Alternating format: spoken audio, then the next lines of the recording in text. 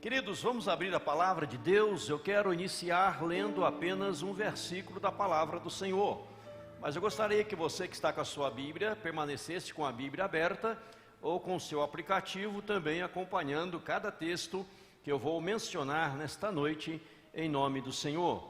O tema de hoje, a única solução. A única solução é o tema desta noite. Eu quero ler Romanos, carta de Paulo aos Romanos, capítulo de número 6. Carta de Paulo aos Romanos, capítulo de número 6. Eu leio um verso muito conhecido, que é o verso de número 23. Romanos, capítulo 6, o verso de número 23. Romanos, carta de Paulo aos Romanos, o capítulo é o capítulo 6, o verso é o verso de número 23, diz assim: porque o salário do pecado é a morte, mas o dom gratuito de Deus é a vida eterna em Cristo Jesus, nosso Senhor. Eu vou repetir, vamos ler juntos, está com a Bíblia? Leia comigo. Porque o salário do pecado é a morte, mas o dom gratuito de Deus é a vida eterna em Cristo Jesus, nosso Senhor. Oremos. Pai, obrigado pelo privilégio de cear. E agora pedimos ao Senhor, fale, ó Deus, ao nosso coração, em nome de Cristo Jesus. Amém. A única solução é o tema desta noite. Eu quero destacar apenas e tão somente na pregação de hoje três pontos importantíssimos, essenciais, quando pensamos em solução. E o tema, repito para você, gravar no seu coração, a única solução. A única solução para o pecador é Jesus Cristo, nosso Senhor. Vou repetir. A única solução para o pecador é Jesus Cristo, nosso Senhor. Eu queria trazer algo a você neste primeiro ponto, que meu irmão, minha irmã pudesse memorizar, guardar no seu coração. Quem sabe decorar nesta noite, é fácil decorar cada versículo, cada palavra que eu vou expor ao seu coração. A única solução para o pecador é Jesus Cristo, nosso Senhor. Mas é importante que nós devemos entender a problemática ou o problema do pecado. Entenda o problema do pecado. Qual é o problema do pecado? Eu preciso entender isto. Eu quero trazer para você numa sequência bem lógica, fácil de decorar, o problema do pecado. A Bíblia vai dizer para nós, está registrado na Bíblia, que nascemos em pecado. Lá no Salmo 51, versículo 5, Davi orando ao Senhor, ele disse: eu nasci em pecado, e em pecado me concebeu minha mãe. Então veja que a Bíblia está ensinando que todos nós, ao nascermos, nascemos em pecado. A Bíblia está dizendo, Davi, Salmo 51, versículo 5, eu nasci em pecado concebeu minha mãe. Você sabe, você lembra de Gênesis, a criação do mundo. Deus cria o homem à sua imagem e semelhança. Deus dá ao homem o direito de escolher, e o homem escolhe de forma errônea e prefere pecar contra Deus. A partir daí o pecado tomou conta do ser humano, e todos vieram e todos nasceram em pecado. Mas a Bíblia ainda ensina para nós que o pecado, a problemática do pecado, o pecado causa distanciamento de Deus. Nos distanciamos de Deus. Isaías 59, versículo 2, diz que a mão do Senhor não está encolhida, nem surdo o seu ouvido, para não poder atender, para não poder ouvir, mas a nossa iniquidade, o nosso pecado, causa separação, distanciamento, em outras palavras, entre nós e Deus.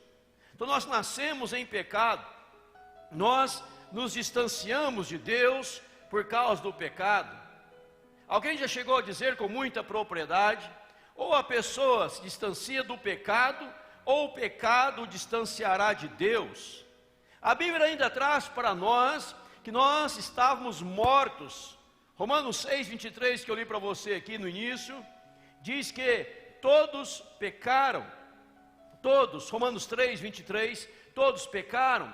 Em Romanos 6, 23 está escrito: porque o salário do pecado é a morte, mas o dom gratuito de Deus é a vida eterna em Cristo Jesus. Mas lá em Romanos 3, verso 23, diz que todos pecaram. Então todos estavam mortos em seus delitos e pecados. E Jesus, onde está Jesus? A Bíblia diz que não tinha solução para os nossos pecados.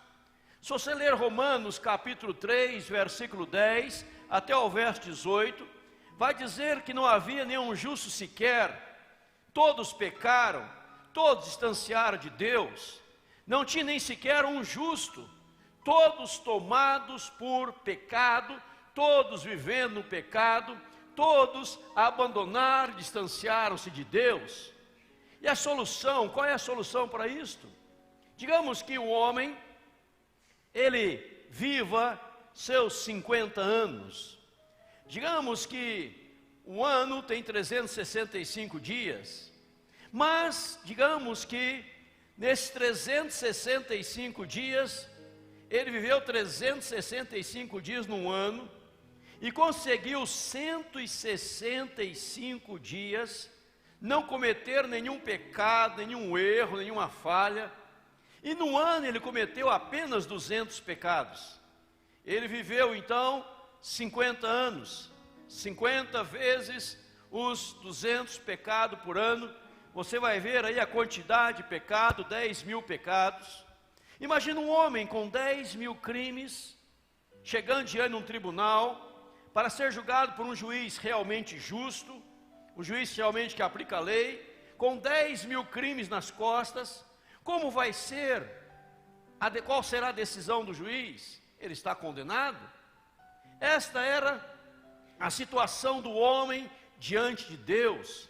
Esta é a situação do homem sem Cristo diante de Deus, distanciado no seu pecado. Todos pecaram, o salário do pecado é a morte, mas o dom gratuito de Deus é a vida eterna em Cristo Jesus, nosso Senhor. E a Bíblia vai além, ela diz em quinto lugar, que Deus enviou Jesus Cristo. João 3,16 é um texto que você conhece de cor e salteado. As crianças sabem de cor João 3,16, que diz que, porque Deus amou ao mundo de tal maneira, que deu o seu Filho unigênito, para que todo aquele que nele crê não pereça, mas tenha a vida eterna. Deus amou o mundo de tal maneira. O amor de Deus, imensurável, inenarrável, inseparável, dadivoso, sacrificial. Deus ama o mundo, Ele deu Jesus Cristo. A Bíblia diz lá em Hebreus 9, 23 a 28, que Jesus Cristo veio a este mundo, morreu na cruz do Calvário. Abra comigo lá na sua Bíblia, deixa eu compartilhar isso aqui com você, antes de dar sequência, lá em Hebreus capítulo 9, abra comigo Hebreus capítulo 9, nos versos 23 ao verso número 28, eu vou ler para você aqui, preste bem atenção, pois é a palavra de Deus, não é a palavra do pastor, é a palavra de Deus para o seu, para o meu, para o nosso coração. Diz assim, Hebreus capítulo 9, a partir do verso número 23, era necessário, portanto, que as figuras das coisas que se acham no céu se purificassem com tais sacrifícios, mas as próprias coisas celestiais com sacrifícios a eles superiores, porque Cristo não entrou em santuário feito por mãos, figura do verdadeiro, porém do mesmo céu, para comparecer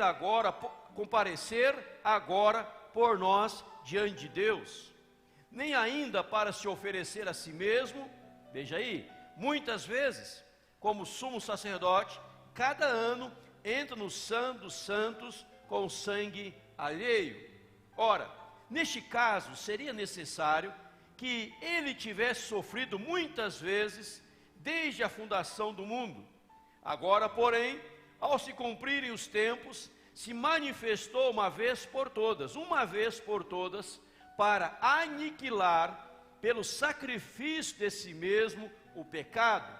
E assim como aos homens está ordenado morrerem uma só vez, vindo depois disto o juízo, assim também Cristo, tendo se oferecido uma vez para sempre, para tirar os pecados de muitos, aparecerá a segunda vez, sem pecado, aos que o aguardam para a salvação. Veja aqui, vou explicar para você em detalhes. A Bíblia está dizendo que no passado, o sumo sacerdote, aquele que fazia intercessão pelas pessoas, ele entrava num lugar chamado Santo dos Santos e oferecia sacrifício pelo nosso pecado.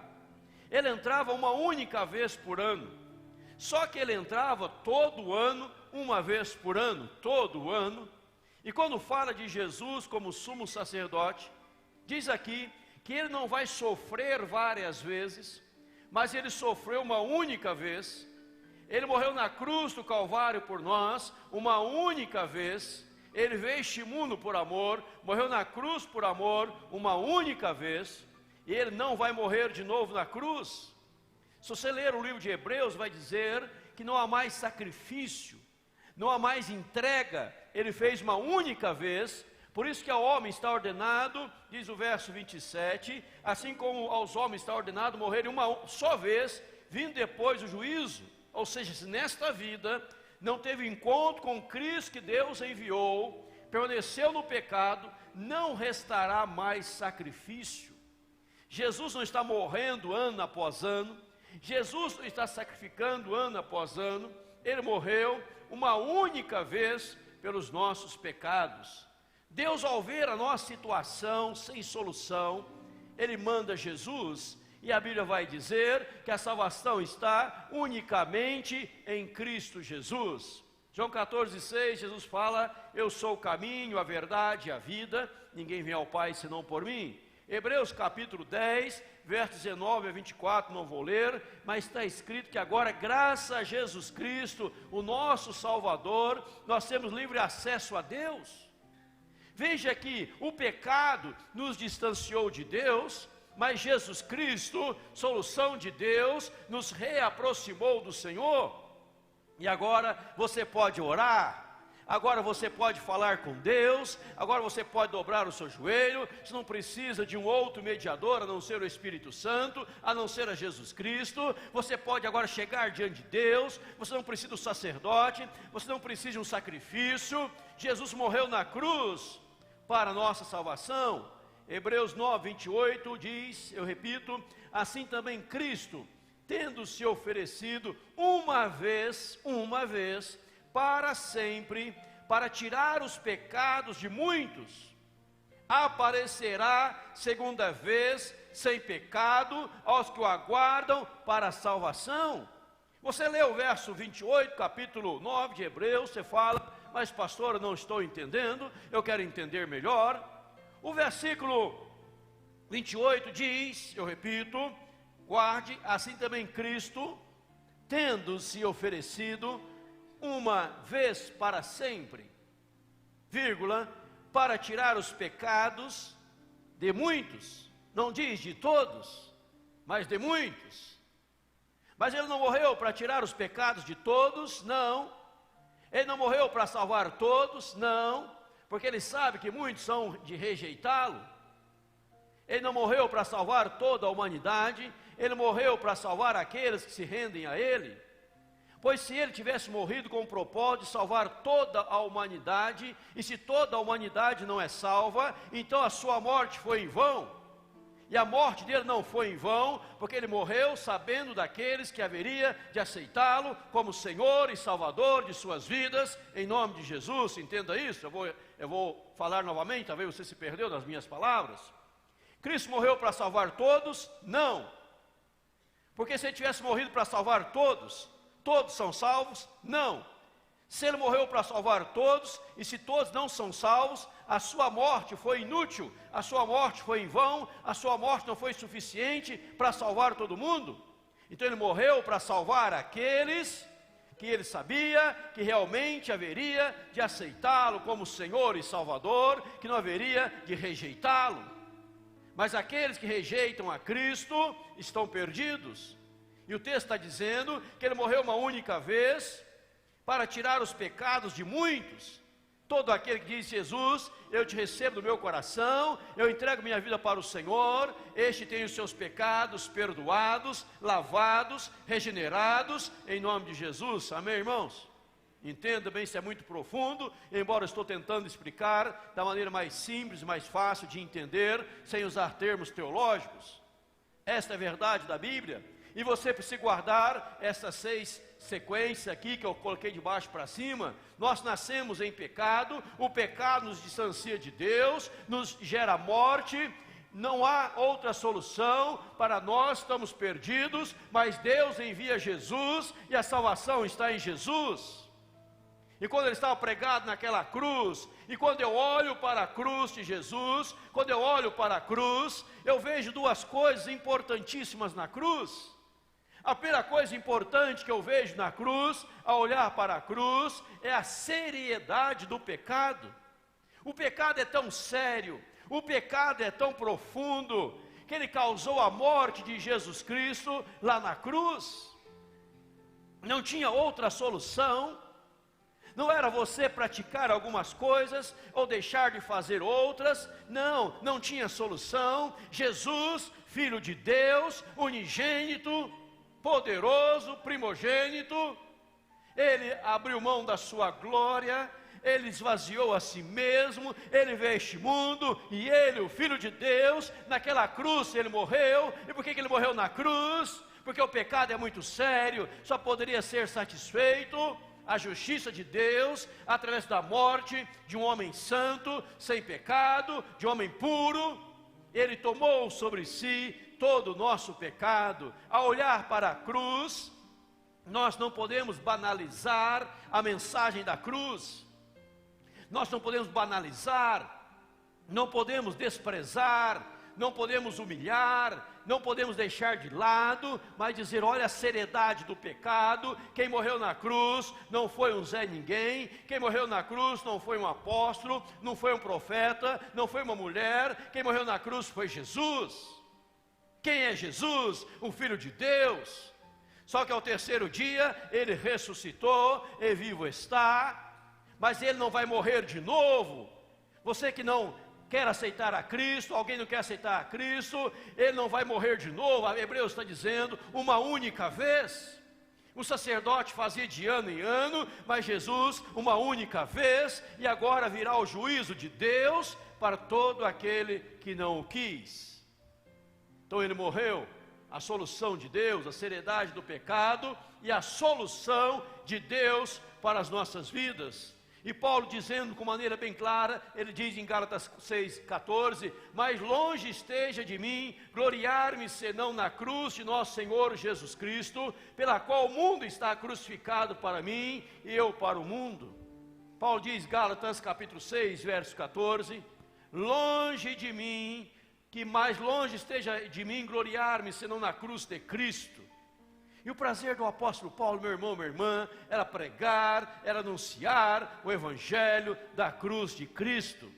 Porque a cruz é o símbolo do cristianismo. A cruz é o símbolo da redenção, da nossa purificação, onde nós recebemos o perdão dos nossos pecados lá na cruz do Calvário. Nós precisamos entender isto. Eu creio, vou voltar aqui, todo cristão tinha que saber isso aqui de cor, esses versos de cor. Quem sabe você pode fotografar, pode olhar, pode decorar, ou ouvir novamente pelas redes sociais e gravar no seu coração. o plano da salvação, o plano da redenção, vendo a seriedade do pecado e a solução de Deus, dizendo: eu me alegro na cruz de Cristo, como cantamos no início do culto. Sim, eu amo a mensagem da cruz. É a mensagem da cruz, não é a mensagem do sacrifício pastoral, sacrifício da igreja, mas é o sacrifício de Jesus na cruz. E nós amamos a mensagem da cruz, pois ali nós vemos o amor de Deus, ali nós vemos o poder de Deus. A única solução para o pecador é Jesus Cristo, nosso Senhor. Mas vamos adiante, vamos para frente. A única solução para a humanidade é a proclamação do Evangelho puro e simples. Deixa eu dizer isso para você. A única solução para a humanidade é a pregação, é a proclamação do Evangelho. Você precisa entender isto. Paulo, escrevendo aos Romanos, lá no capítulo 1, verso 16, você conhece o texto? Ele diz: não me envergonhe do Evangelho, porque o Evangelho é o poder de Deus para a salvação de todo aquele que crê. Não me envergonhe do Evangelho. O Evangelho é poder de Deus. Jesus, antes de ser assunto aos céus, antes de voltar aos céus, ele chama os seus discípulos. Ao despedir os seus discípulos, o que ele diz? Ide por todo o mundo e pregai o Evangelho a toda criatura. Nós precisamos pregar o Evangelho. Nós precisamos anunciar as boas novas da salvação. Nós precisamos levar a palavra de Deus às pessoas. Nós precisamos explicar a Bíblia para as pessoas. Precisamos anunciar o Evangelho de maneira cristalina, mostrar o plano da salvação, o plano da redenção em nossos cultos, em nossos encontros. O mundo precisa ouvir do Evangelho de Jesus. A Bíblia diz que o Evangelho será pregado pelos 4 cantos da terra, e ao ser pregado nos 4 cantos da terra, então virá o fim. Jesus voltará quando o Evangelho for pregado a todo mundo, e nós precisamos levar pessoas a uma decisão por Jesus Cristo. Ouvi esses dias, hoje mesmo eu ouvi um pregador pregando em outro país, uma multidão incontável aceitando a Jesus Cristo. Eu lembro quando eu era jovem, adolescente, havia aquelas cruzadas evangelísticas de semana inteiras, e pessoas descendo as arquibancadas e entregando o coração para Jesus, porque a única solução é pregar o Evangelho e levar pessoas a entender que ela precisa de Jesus. Sem Jesus, ela não é ninguém. Sem Jesus, ela está condenada à morte. Sem Jesus, ela está condenada ao inferno. Sem Jesus, ela não vai para o céu. Ela precisa abraçar o Evangelho de Jesus. Como nós um dia abraçamos, nós precisamos orar a Deus: Senhor, como Paulo orava, me dê intrepidez para pregar o Evangelho. Toda a nossa reunião, todos os nossos encontros tem que ter como fundo evangelístico, ganhar almas para Jesus, anunciar o Evangelho para as pessoas, para as famílias, para os filhos, para as filhas, para os netos, para os casais, que eles conheçam o Evangelho de Jesus e sejam levados a amarem a palavra do Senhor. Dizer: eu quero entender mais a palavra, eu quero compreender mais esta palavra, eu quero amar as Escrituras, eu quero entender, eu quero ouvir, me fale mais de Jesus. Paulo passava por grandes perseguições, Paulo enfrentava grandes afrontas, mas a oração de Paulo era esta: Senhor, me dê sabedoria, me dê intrepidez para pregar o Evangelho do Senhor, para anunciar as boas novas da redenção. Nós comemoramos dia 31 de outubro, 505 anos da Reforma Protestante, que era a pregação cristalina do Evangelho de Jesus. Meu irmão, a solução para o mundo é pregar o Evangelho. A solução para o mundo é levar pessoas a entenderem a Bíblia, a amarem a Bíblia e saber o que a Bíblia está dizendo para as suas vidas. A própria Bíblia diz que o fim está próximo. Como nos preparar? A Bíblia diz: prepara-te, ó Israel, para encontrares com o teu Deus. Nós vamos conhecer a Bíblia.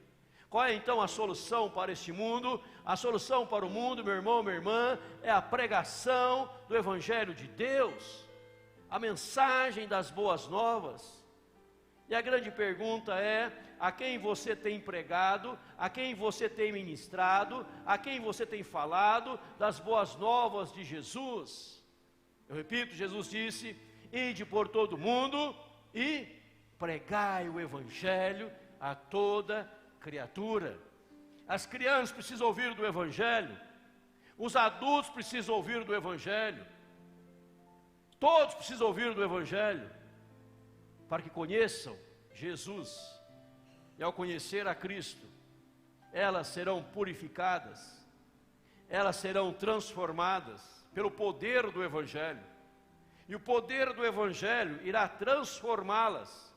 E ao serem transformadas pelo genuíno Evangelho, elas vão ser cidadãos decentes, coerentes, éticos, morais, corretos, santos, puros, usados por Deus, em nome de Jesus. Não é pregar filosofia, não é pregar ideologia, é pregar o Evangelho de Jesus. Quanto mais santos tivermos no mundo, quanto mais cristãos verdadeiros tivermos no mundo, mais o mundo será transformado. Gostaria que você, se quisesse depois pesquisasse na internet a história dos avivamentos, quando o Evangelho puro era pregado, as multidões abraçavam a Jesus Cristo, começavam a ler a palavra do Senhor, a mudança que gerava na sociedade, a mudança que gerava na sociedade, como a sociedade era transformada.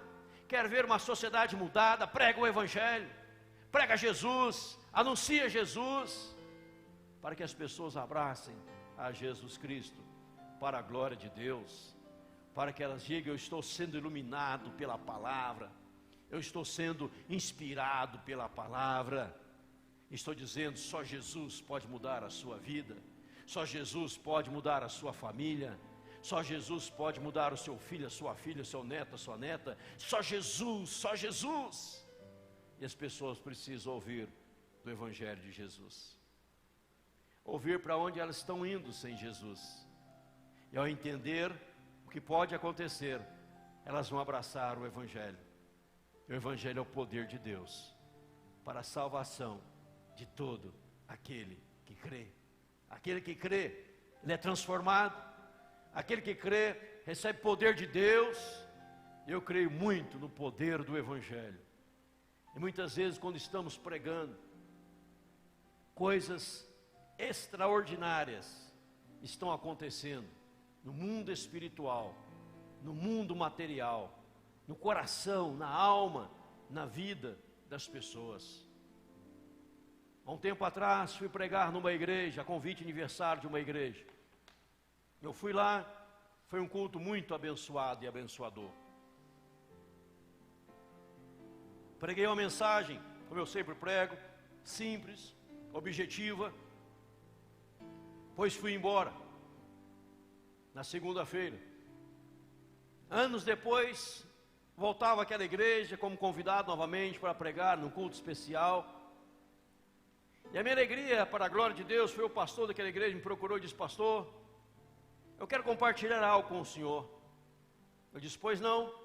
E ele me contou: olha, aqui na igreja havia um homem cuja esposa, um homem na sociedade, cuja esposa frequentava a igreja. Mas aquele homem não gostava da igreja. Ele muitas vezes proibia a esposa de ir à igreja. Era um homem que dizia que não cria em Deus, que não aceitava o Evangelho, não aceitava Deus. Mas eu fui à casa dele e disse: olha, domingo vai ter um pastor de fora aqui. Falou sobre nossa pessoa. O pastor de fora está pregando aqui. Seria bom o senhor vir ouvi-lo? Ele é pastor, é isso, aquilo. E aquele domingo aquele homem foi ouvir, eu nem sabia disso. E o que aconteceu naquela noite? Aquele homem, no auditório, ele aceitou o Senhor Jesus Cristo. Nunca deixou de frequentar a igreja. anos depois for eleito presbítero da igreja, e hoje é um presbítero ativo na vida da igreja. Então, quando você está pregando, você não sabe o que está acontecendo, mas quando está pregando o verdadeiro evangelho, o Espírito Santo está agindo e vidas estão se convertendo. Paulo diz: Senhor, enquanto eu prego o evangelho, estenda a mão do Senhor para fazer o que o Senhor quiser fazer. Cura, sinais, prodígios e maravilhas, em nome do Senhor. É o poder do evangelho. Meu irmão, pregue o evangelho. Uma postagem sua na internet do evangelho de Jesus, a pessoa vai ouvir lá e vai ser tocada, o Espírito Santo vai agir. Como muitos já disseram para nós, eu estava em casa, abandonado, abandonada, querendo dar cabo da vida. Eu liguei a televisão, a internet, eu ouvi uma pregação, naquele momento eu aceitei a Jesus como Senhor da minha vida. Eu queria dar cabo da vida, eu queria me divorciar, tanta coisa ruim ia acontecer, mas aquela palavra tocou no meu coração. Meu irmão, este é o poder do evangelho. A nossa missão é pregar o evangelho. Não há solução para a humanidade caída se nós não pregarmos o evangelho de Jesus e desafiar essa humanidade a abraçar a Jesus pela fé. Eu lembro das campanhas de Billy Graham, das campanhas de James Swaggart, das campanhas de Rex Sumber, grandes pregadores que viajavam o mundo pregando a palavra do Senhor, que pregavam o verdadeiro evangelho de Jesus. Coisa linda, pessoas abraçando a Jesus pela fé. Quer o mundo mudado, quer o Brasil mudado, prega o evangelho de Jesus, pois vai gerar santos, purificados, mudados, renovados, e essas pessoas vão mudar a sociedade. Genebra, na época de Calvino, fora transformada pelo avivamento e as conversões através de John Calvino. A Inglaterra, através das pregações, John Wesley, de outros pregadores, verdadeiros ministros do Evangelho de Jesus, Charles Spurgeon, tantos outros, amantes do Evangelho de Jesus. Teu filho precisa ouvir do Evangelho, tua filha precisa ouvir do Evangelho, toda a família precisa ouvir do Evangelho. Seria muito triste a gente chegar no céu, e quando chegar no céu, e você olhar para a direita e para a esquerda: cadê meu filho, cadê minha filha, eles não vieram, e você vai pensar assim: por que eu não preguei para eles o Evangelho? Não mostrei a seriedade do pecado? Não, eu quero entrar no céu. Eu entrar no céu, minha esposa vai estar, meus filhos vão estar no céu, a família vai estar no céu, meu pai estará no céu, minha mãe que lá já está, meu pai que lá está, meu irmão, minha irmã que lá já estão, e um dia eu vou lá estar também, porque todos nós ouvimos o Evangelho de Jesus. Não há solução para o mundo a não ser a pregação do Evangelho de Cristo. Isso não é uma filosofia, não é uma ideologia, não é algo banal, vazio, ultrapassado, é o poder de Deus. E eu ouso profetizar que esta igreja vai crescer muito, em muitas conversões, para a glória de Deus, em nome de Jesus. Amém, irmãos? Você precisa dizer: crê no Senhor Jesus, será salvo tu e tua casa. Josué diz: Josué, eu e minha casa serviremos ao Senhor. O livro de Josué, Samuel disse: eu e minha casa serviremos ao Senhor. Eu e minha casa serviremos ao Senhor. Nós estamos na presença de Deus. Não aceite um da família se perder. Ore. Aquele filho rebelde, coloque a mão no quarto dele, na porta, quando estiver orando, ele estiver dormindo, você ora: Senhor, converta meu filho, porque ele nasceu para o Senhor, ele é a herança do Senhor, eu não aceito a perda dele. Eu profetizo que ele vai aceitar Jesus. Quando um pai batiza o seu filho, a sua filha, está dizendo: esse filho pertence a Deus, ele não vai se desviar nunca do caminho do Senhor, vai entrar na faculdade, na universidade, e não vai se perder, porque o sangue de Jesus está na vida dele, foi lavado pelo sangue do Cordeiro. A solução é a pregação do Evangelho. Não são teatros. Teatro pode ajudar para atrair, mas tem que ter a pregação do Evangelho. não são outras coisas, é o Evangelho de Jesus. A única solução para o mundo é a proclamação do Evangelho de Jesus Cristo. Mas em terceiro lugar, a única solução, além de proclamar, é viver o Evangelho verdadeiramente. A única solução, além de proclamar, é viver o Evangelho verdadeiramente. Nós estamos estudando aqui a carta aos Efésios. E a carta aos Efésios, Paulo diz no capítulo 1 a 3 sobre doutrina, no capítulo 4 a 6 sobre a vida baseada na doutrina. Eu estou dizendo para você, estou estudando Efésios aqui fazem dezenas de domingos, verso por verso, ainda estamos no capítulo 5 de Efésios, dezenas de domingos, pregando versículo por versículo, e Paulo está nos ensinando, nós estamos aprendendo, que nós precisamos viver o Evangelho. E Paulo no capítulo 5 ele vai dizer, falei hoje de manhã, antes vocês eram trevas, agora vocês são luz no Senhor, e andai como filhos da luz.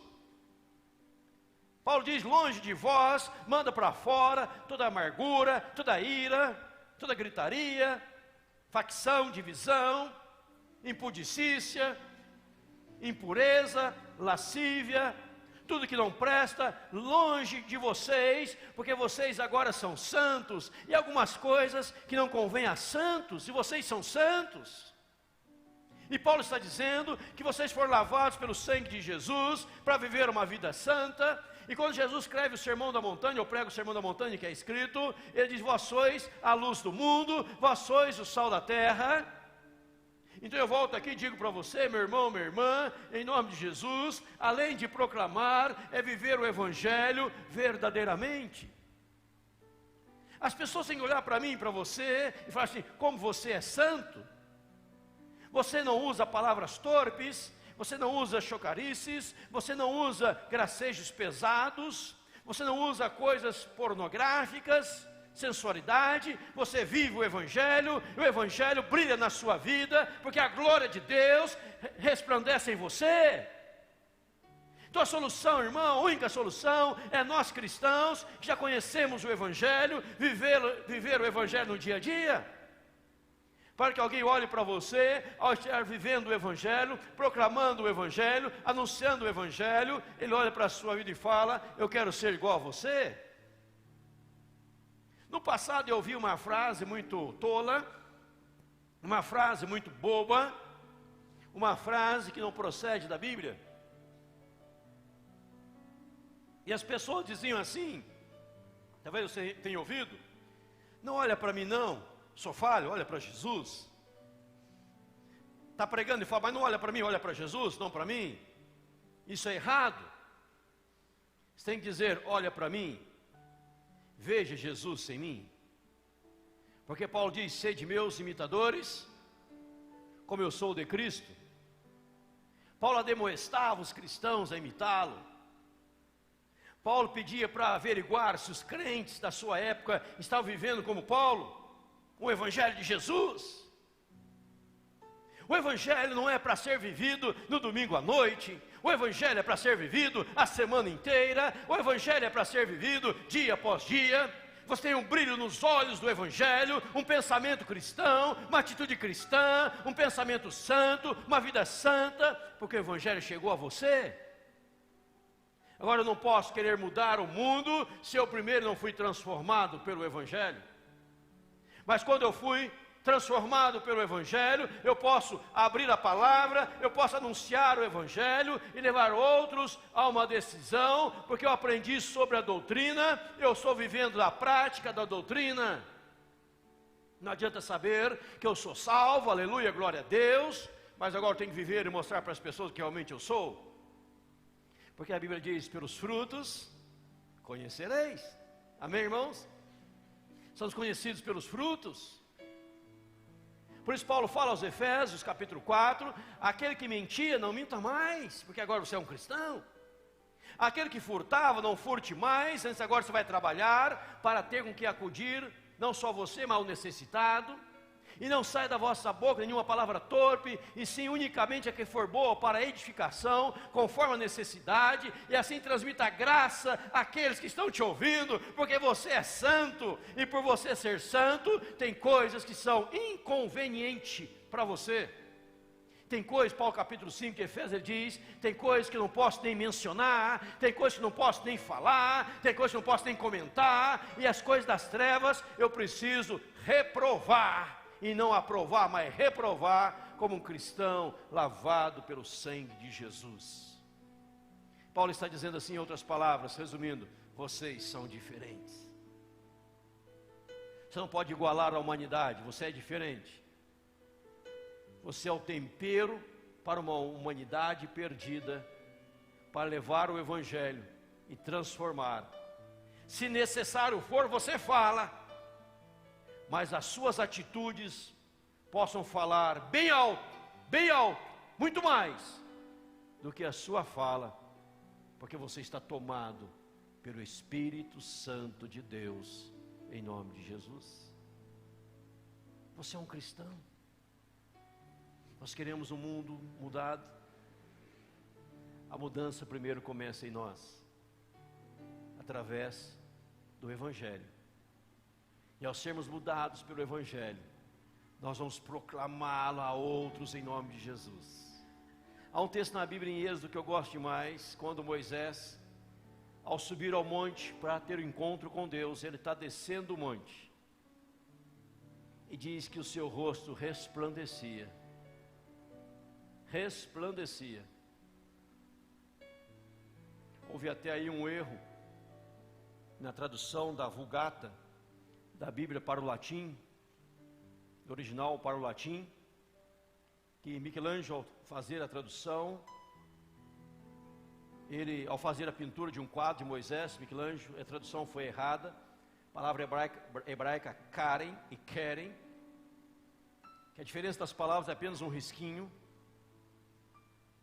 que ao ler Keren quer dizer chifre, e ao Karen quer dizer resplandecer. Eles traduziram errado, porque é só um sinalzinho que mostra a diferença. Escreveram chifre. Michelangelo pintou o quadro de Moisés. Você vê o quadro de Moisés pintado por Michelangelo. Moisés tem um par de chifre, bem pequenininho, um erro de tradução bíblica. O que acontecia é que o rosto do Karen resplandecia, porque a glória de Deus estava sobre ele. E todos sabiam que Moisés estava descendo, saindo da presença do Senhor. Quando você sai do culto, você que vive o Evangelho, ao sair do culto, as pessoas lá fora percebem que você acabou de sair de um culto. Ao sair do culto, entrar numa lanchonete, num restaurante, aonde quer que seja, para fazer um lanche, o garçom, pelo seu atendimento educado com ele, percebe que você está acabaram de sair de um culto. Ao começar a sua segunda-feira, os contatos com os colegas de trabalho, com a vizinhança, na rua, no posto de combustível, as pessoas percebem que você no dia anterior estava num culto adorando a Deus. O Evangelho, a solução é viver verdadeiramente o Evangelho, além de proclamar as boas novas da salvação. Quando alguém perguntava, você está salvo? Você diz, eu estou. Você não está? Há uma graça de Deus para a sua vida, e você pode abraçar esta graça de Deus para o seu coração, em nome de Jesus. Eu fico apaixonado, eu fico maravilhado quando vejo os pais aqui.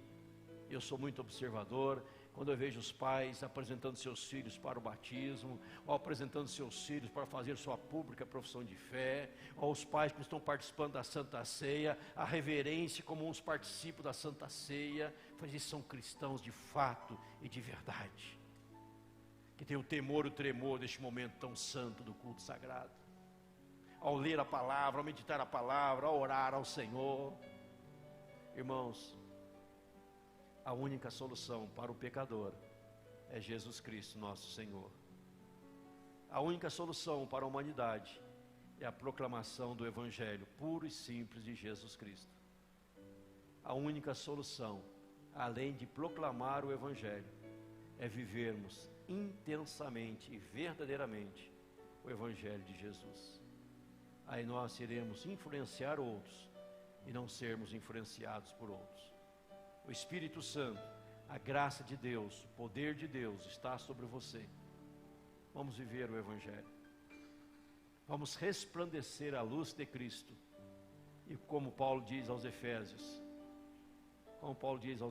a luz de Cristo está em nós. Devemos brilhar em Cristo, para Cristo, pois somos luz no Senhor Jesus. E andai, pois, como filhos da luz. Antes vocês eram trevas, agora vocês são luz. E onde vocês chegarem essa semana, vocês vão dissipar as trevas, porque o poder de Deus está sobre você, em nome de Jesus. Aí vai acabar a corrupção, vai acabar a malandragem, vai acabar a enganação, vai acabar a podridão. E quanto mais aumentar o número de cristãos, verdadeiramente cristãos que vivem o Evangelho, a sociedade é mais e mais transformada, em nome de Jesus e para a glória de Jesus. Amém, irmãos? Vamos orar ao Senhor. O coral pode se posicionar. Fale com Deus em oração. Fale com Deus. Converse com Deus neste momento. Peça a Ele: Senhor, eu quero viver o Evangelho.